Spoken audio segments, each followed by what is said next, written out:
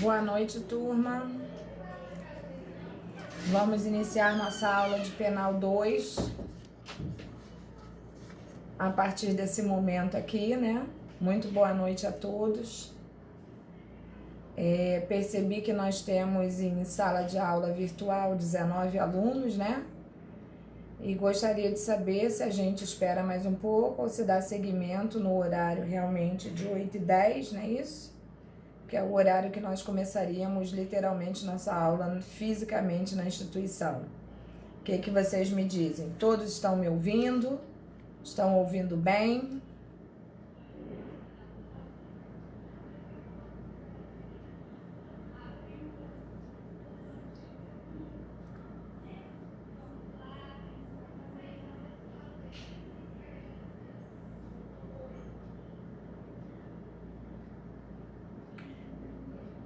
Tá, então vamos fazer o seguinte, vamos ficar todos com o nosso aplicativo, né, todos em sala de aula, com o aplicativo ligado aí, mas então vamos dar 5 minutos para ver se mais algum colega entra, para que a gente possa dar início à nossa aula, né, virtual, a nossa primeira aula virtual, e que tudo corra da melhor maneira possível, né? Então, são 8h13 agora, vamos dar o que até... acho que não tem muito mais o que esperar não, né? Bom, nós chegamos a adentrar a segunda apostila, gente?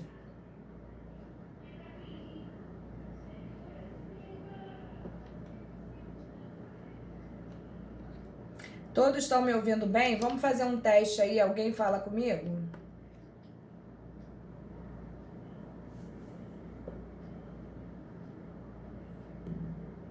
Oi, Paula, boa noite. Boa noite, tudo querido. Bem? Tudo bem? Tudo bem, mano. Tudo Eu acho que a senhora parou na emoção e paixão. Eu pelo menos estou ouvindo muito bem. Vendo a senhora bem, o porquinho bonitinho lá atrás na cama também tá bem. Ah, meu Deus, é verdade. É verdade, um porquinho. Esse porquinho travesseiro, é isso aí. Bom, tá vendo? Isso é que é, né? A gente acaba entrando na casa de vocês e vocês na nossa, e essa troca é muito boa, né? Isso realmente faz a diferença. Muito bom. Nós poderíamos, inclusive, marcar um churrasco virtual, né? Entendeu? Esse negócio de coronavírus está acabando com a gente, né? Como é que pode? Mas no final vai valer a pena, tudo vai dar certo, tenho certeza disso. E vocês todos estão bem, a família de vocês está bem, tudo transcorrendo dentro de uma normalidade para todos?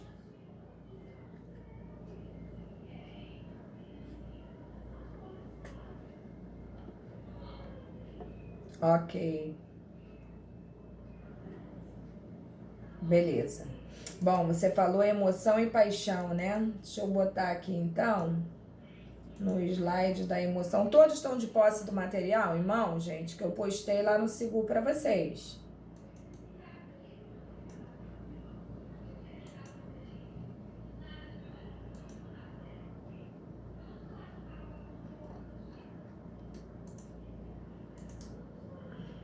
Beleza. Quando vocês, eu já expliquei isso na primeira aula aí da primeira turma, quando vocês perceberem que eu estou olhando para o lado, é porque eu estou com 2 computadores abertos, porque eu botei o material de vocês para que eu possa ter um segmento de aula ali, tá? Mas toda a temática vai estar aqui. Quando vocês me verem olhando para o lado é porque eu estou seguindo ali o script de aula, tá? Então não achem estranho não.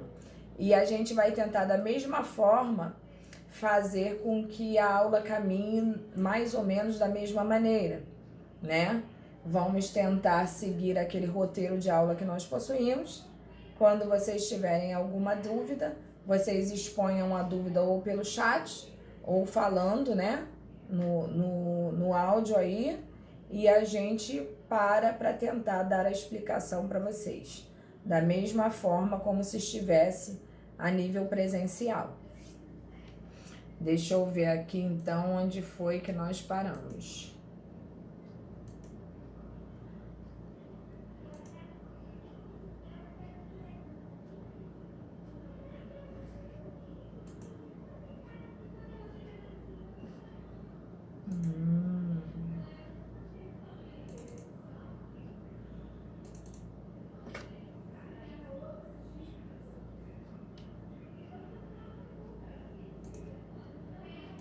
Culpabilidade, fixação da pena, teorias da culpabilidade, elementos da culpabilidade, os critérios, né, de aferir a imputabilidade, medida de segurança, semi-imputabilidade, embriaguez, né?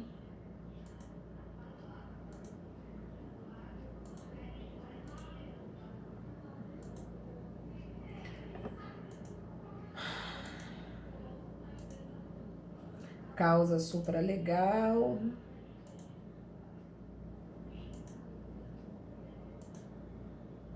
Emoção e paixão. Todos concordam, gente, que foi aí que eu parei? Oi, Luciano. Sim, obrigada, Juan, obrigada.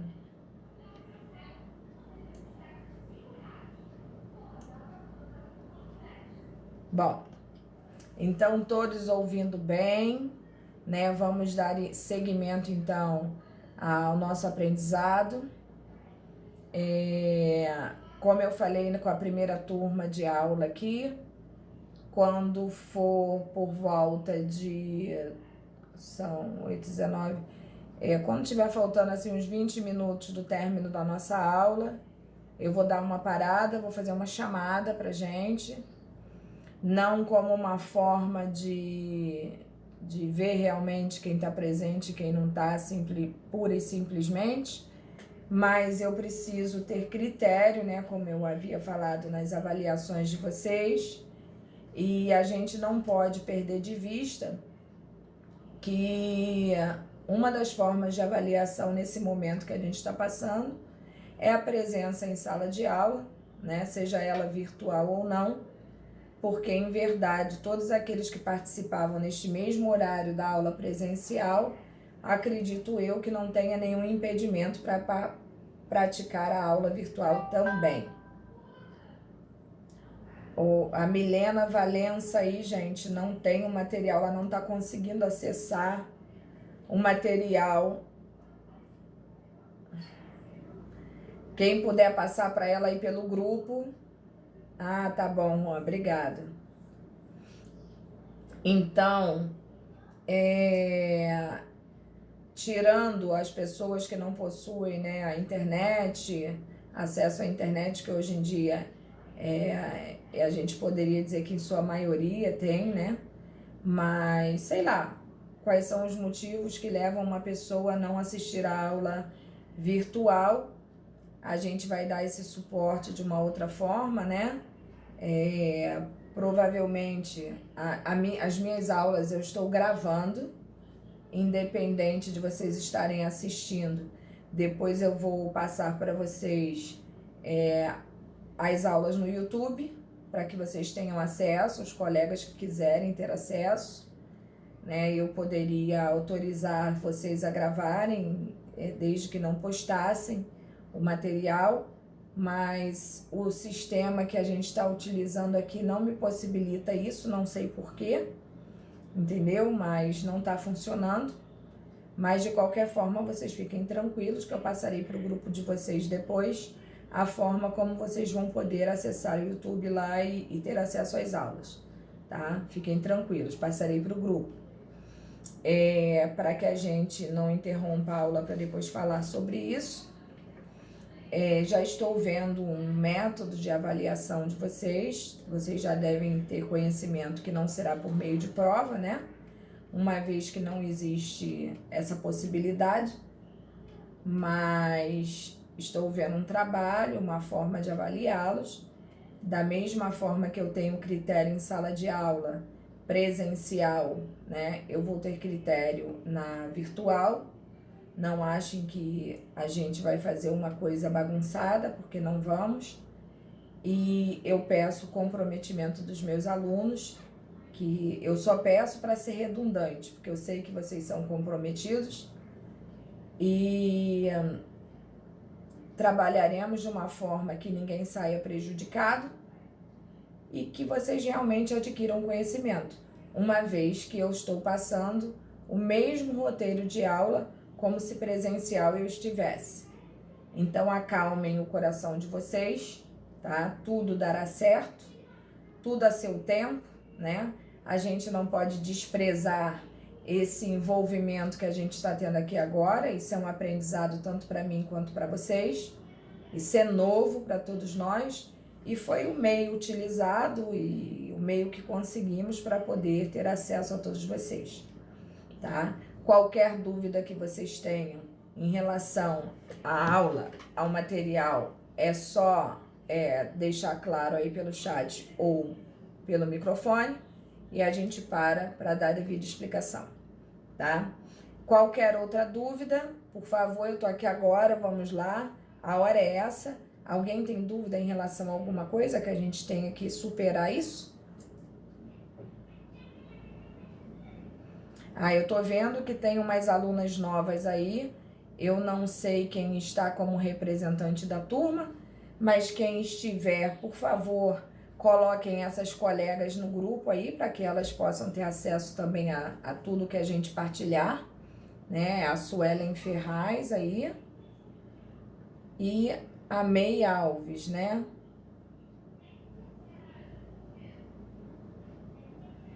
A P1 será, sim, provavelmente um trabalho, tá? A P1 será.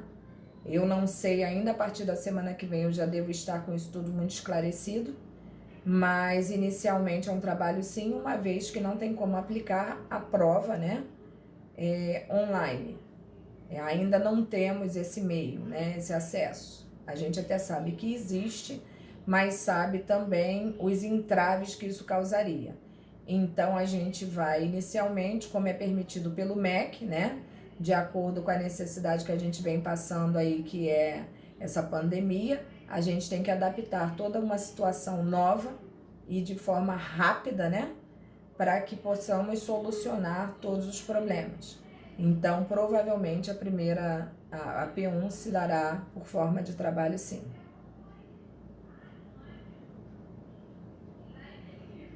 Aquela parte que a senhora falou de coação moral irresistível foi aquele exemplo de alguém colocar a arma na cabeça de alguém e obrigar a assinar um papel. Tá, desculpa, Juan, é tanta coisa na cabeça. Eu costumo dizer que a gente está trabalhando mais do que se a gente tivesse presencialmente, né? Mas depois, esse entrave aí que você coloca, que você ficou com um problema quanto a essas reflexões, eu prefiro depois em off, eu e você, já que a dúvida, né, existe, já passou, né, esse período de aula aí, eu ligo para você e tento de uma forma qualquer esclarecer isso daí. Tudo bem para você?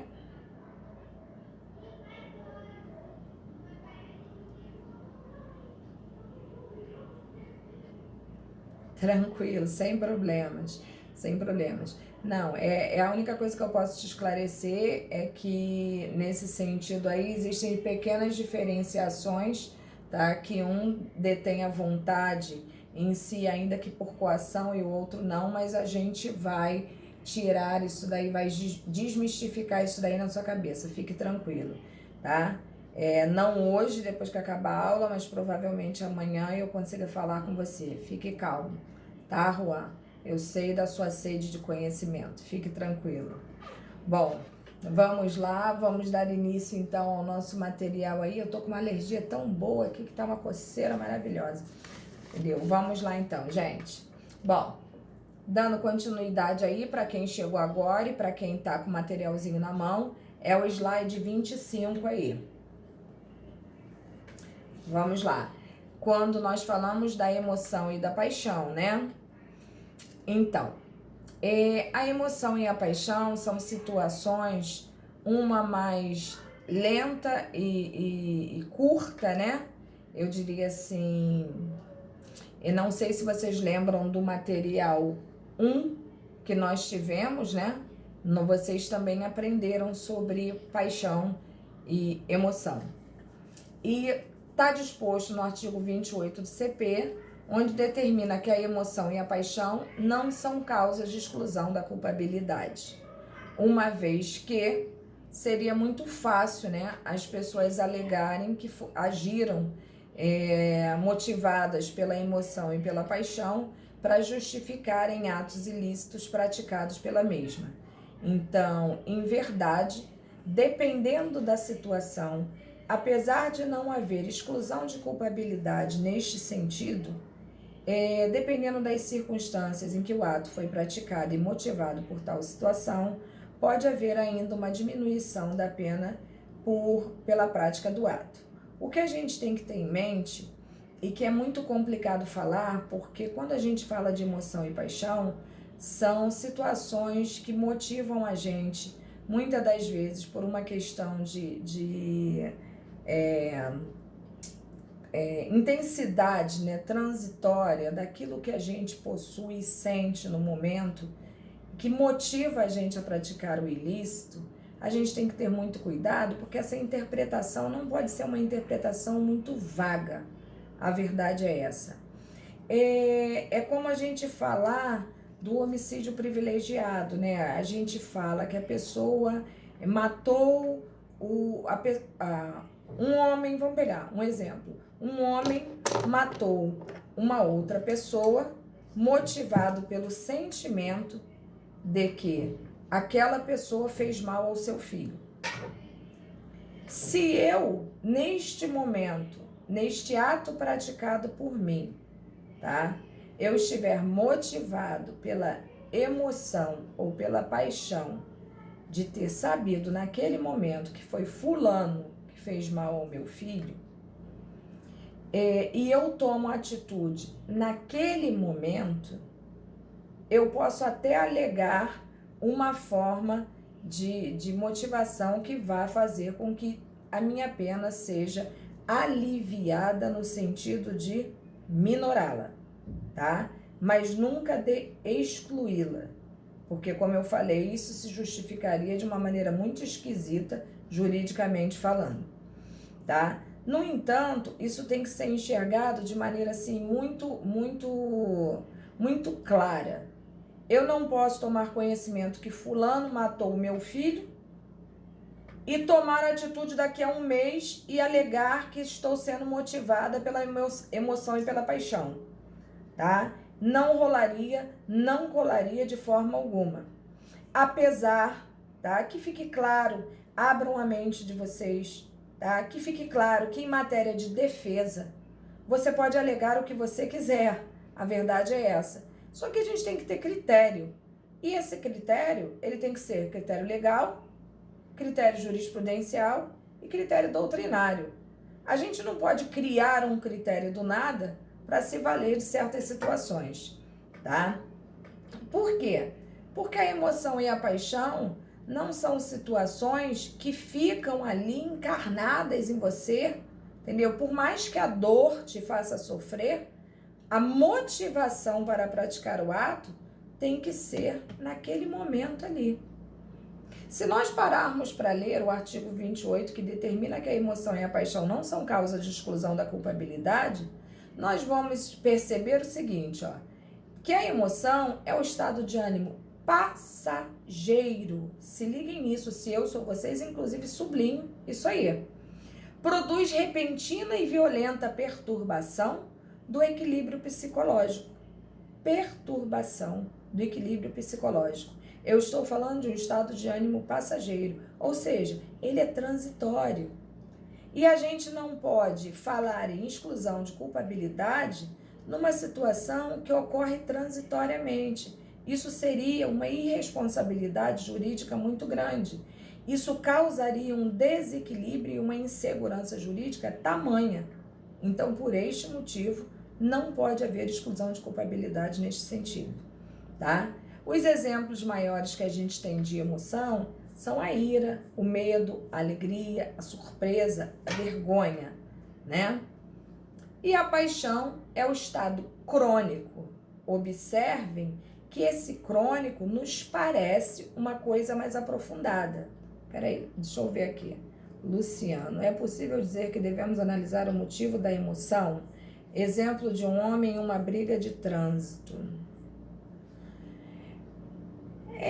Luciano, eu acho complicado. Eu acho que tudo, como eu falei para você, em matéria de defesa, a gente pode usar de todo e qualquer argumento que seja plausível, né? Mas esse negócio de briga de trânsito, por exemplo, ele tem encarnado situações fáticas assim muito comuns de motivo torpe, fútil, entendeu? As pessoas, os julgadores não encaram essa situação de maneira como emoção e paixão, não, entendeu? É perigoso você suscitar isso daí numa circunstância como essa. Isso é o meu ver, tá? Não há impedimento, vamos dizer assim, como eu falei, em matéria de defesa. Em matéria de defesa, a gente alega o que der e o que puder, a verdade é essa, né? Vai que cola, né? Vai que cola. Mas, em verdade, eu não partiria para esse lado, não. Muito sinceramente. Um homicídio e uma briga de trânsito, eles têm encarado muito como um motivo fútil, torpe, alguma coisa, mais fútil até, tá? Até que grau podemos alegar a emoção e a pena talvez ser reduzida? Por exemplo, a senhora falou de pai, filho, mais um amigo, pai, filho, mais um amigo, um irmão, um primo. Conseguiríamos alegar isso para tentar diminuir a pena? Depende, isso tudo, Juan, vai ser critério de avaliação, né? De um possível júri, entendeu? Primeiro eles vão decidir se você é culpado ou inocente, né? Se for traduzido num crime doloso contra a vida, né? Você provavelmente encarará um tribunal do júri. E não sendo essa situação, caberia ao juiz analisar, né, fato a fato, e as comprovações, os testemunhos, as perícias, para realmente poder analisar grau a grau isso aí. Eu acho que de forma assim, eu seria assim, muito subjetiva se eu falasse esse tipo de coisa. Mas é óbvio, dependendo do grau de ligação que você tenha com seu sobrinho, com um primo, um amigo, não sei. Eu não sei, sinceramente, a que critério isso pode ser levado em consideração. Mas, volto a falar, em matéria de defesa, a gente pode alegar sem prejuízo, porque qual é o prejuízo que isso causaria? Nenhum.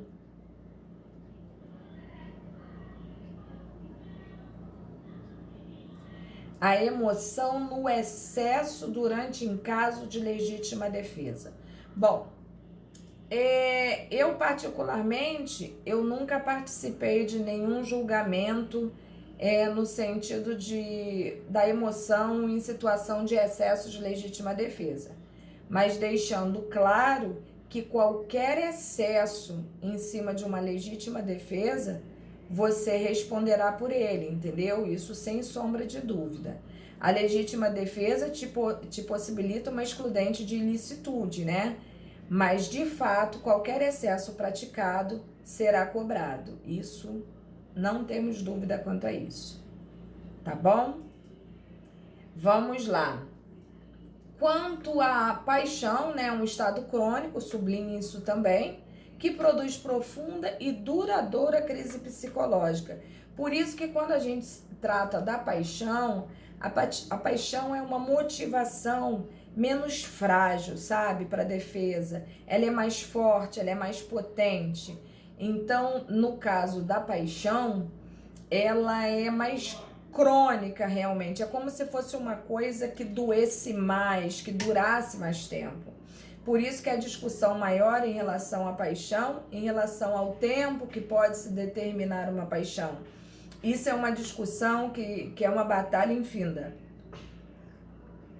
Quando vocês pegarem alguma jurisprudência em relação a algum crime cometido com paixão, vocês vão entender o que eu tô falando. Aí se trata do amor, do ódio, da avareza, da ambição, do ciúme, do patriotismo, entendeu? Que são sentimentos mais enraizados, né? Mais dolorosos. Isso é um estudo travado pela doutrina e pela jurisprudência, realmente. Porque se a gente colocar ali, o medo, na verdade, é uma coisa que nos parece muito passageiro, né? Ai, sentir medo, mas o medo passa muito rapidamente, né? Basta aquela situação ali acabar, né? A alegria é a mesma coisa, a surpresa é a mesma coisa, né? Vergonha, a ira, né? A gente, no momento de ira, a gente é capaz de fazer coisas assim enlouquecedoras, mas a partir do momento que você extravasa essa ira, ela também dá uma relaxada. Agora, sentimentos de maior dor, de maior complexidade, né? Isso não sou eu que estou falando, isso são os psiquiatras, os psicólogos, os assistentes sociais, toda essa gente que trabalha com o psicológico, com a psique da pessoa, né? E eles traduzem que realmente os exemplos usados para paixão são sentimentos que motivam realmente, ficam corroendo dentro de você e que você fica travando uma luta com você mesmo. Então é muito mais complexo, né? Então a questão da paixão realmente é mais pesada, é mais crônica, mais duradoura, e por isso se discute até que momento se aceita a desculpa que a pessoa agiu por paixão, entendeu? Então a gente tem que ficar muito ligado nessas duas circunstâncias que parece que são bem parecidas, mas elas têm um diferencial que realmente é gigante, tá? Agir sob a influência da emoção ou da paixão não tem o condão de isentar de pena prevista para a conduta delituosa. Como aponta o inciso 1 do artigo 28 do Código Penal, não exclui a imputabilidade penal a emoção ou a paixão. Se liguem nisso, tá? Porque principalmente as pessoas têm mania, né, de falar, mas e aí a pessoa, até muito engraçado isso, né, fazem muito essa pergunta, né, sobre a mulher, ela está em tensão pré-menstrual. Não rola, esqueçam isso, tá? Não rola. Bom, a observação que eu coloquei para vocês ali, ó. Todavia, o agir imerso na emoção ou na paixão traz situação penal mais favorável ao agente, dadas as circunstâncias do caso. Se liguem nisso. Tanto a emoção quanto a paixão não excluem a imputabilidade, mas trazem um tratamento diferenciado dependendo do grau da emoção e da paixão. E este grau, o Anderson está fazendo aí, crimes passionais diminui a pena. Anderson, já vi acontecer em situações, isso é mais comum do que você possa imaginar, né? A utilização da emoção e da paixão, principalmente quando há a questão, é mais paixão até do que emoção, a questão da traição, né? Porque a traição, apesar de gerar vergonha, que é uma parte da emoção, ela traduz uma dor pelo amor que você sentia, né? E pelo ódio que você passou a sentir. Então é uma mistura aí de sentimentos, é muito confuso isso. Mas fato é que toda essa análise cabe realmente a quem está julgando. E a nós, advogados, cabe utilizar isso da melhor forma possível, né? Combinando os fatores que podem desencadear realmente uma possível diminuição, porque muitas das vezes a gente pode arguir nessa diminuição e o juiz entender que não existe a menor possibilidade, porque em verdade, a grosso modo falando, é uma cretinice o que a gente está alegando, porque a pessoa foi motivada por outras coisas, entendeu? Então você tem que ter muita delicadeza, muito tato, né? Saber explicitar de forma bem tranquila isso numa petição, para que você possa realmente convencer, com todo o suporte probatório, óbvio, né? Que vai ter uma análise psiquiátrica, emocional, psicológica daquela pessoa ali, no ato praticado por ela. É isso aí que a gente tem que ter, esse cuidado em relação à emoção e à paixão. Tranquilo aí para todo mundo?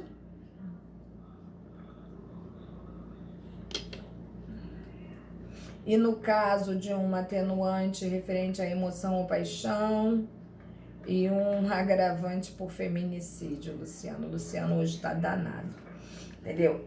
Luciano, eu sou uma pessoa meio problemática para falar de feminicídio, até porque o feminicídio ele demanda muita conversa, né? Muita explicação, até porque como a gente vê aí, né, o que propagam sobre o feminicídio, em verdade, não é a realidade, né? A gente tem que ter muito cuidado, porque em verdade, quando se mata uma pessoa, se mata a pessoa, não se mata homem, se mata mulher, né? E quando a gente...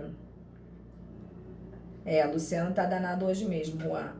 E quando a gente fala de feminicídio, hoje tudo virou feminicídio, né?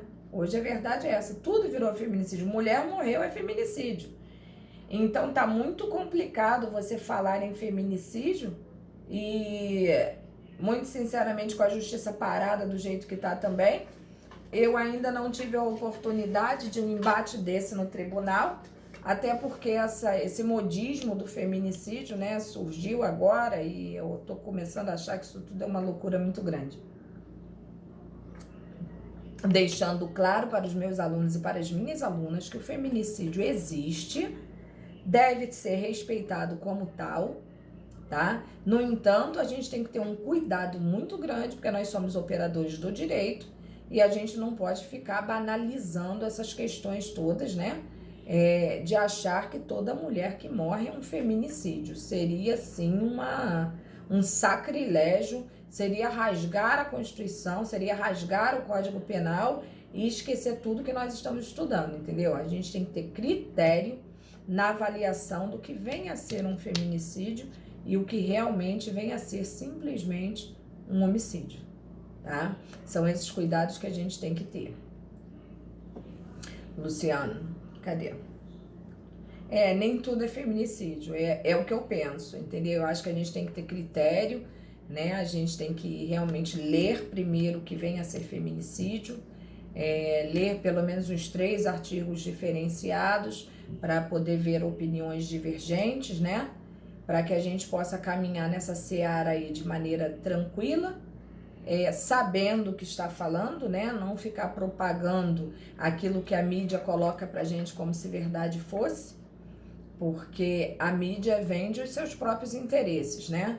E aqui eu não tô falando de discussão política, eu tô falando de mídia, tá? Então a gente tem que realmente travar esse embate aí e de repente, quem sabe esse não vai ser o nosso material para o trabalho de avaliação de vocês, né?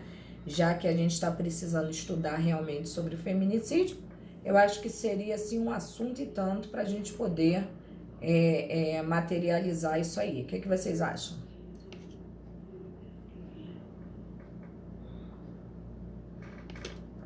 Na verdade, Mai, não depende simplesmente do ato praticado, né? Mas sim da intenção do ato, a motivação do ato. A verdade é essa. O que motivou aquela pessoa a matar aquela mulher, né? O que motivou isso? Entendeu? Então eu acho que a gente tem que batalhar nisso daí e ler, né, para entender como funciona realmente essa história de feminicídio e não achar que toda mulher que morre é um feminicídio. Senão eu mesmo vou me matar, eu vou praticar um feminicídio. Entendeu? Porque que loucura, tá? Eu vou pensar nisso daí, quem sabe semana que vem a gente já não tem a saída pro nosso trabalho, né? Vamos lá. Beleza, que bom que todo mundo gostou. Nesse sentido, bem aponta o artigo 65.3 do Código Penal. São circunstâncias que sempre atenuam a pena ter o agente cometido o crime sob coação a que podia resistir, ou em cumprimento de ordem de autoridade superior, ou sob a influência de violenta emoção provocada por ato injusto da vítima. Então, neste contexto, nós já vimos desde lá do início, quando nós falamos de ordem hierárquica, né? Entre outros fatores, nós vimos que realmente, em certas situações, não há que se falar de excludente de culpabilidade, mas sim de diminuição desta penalização.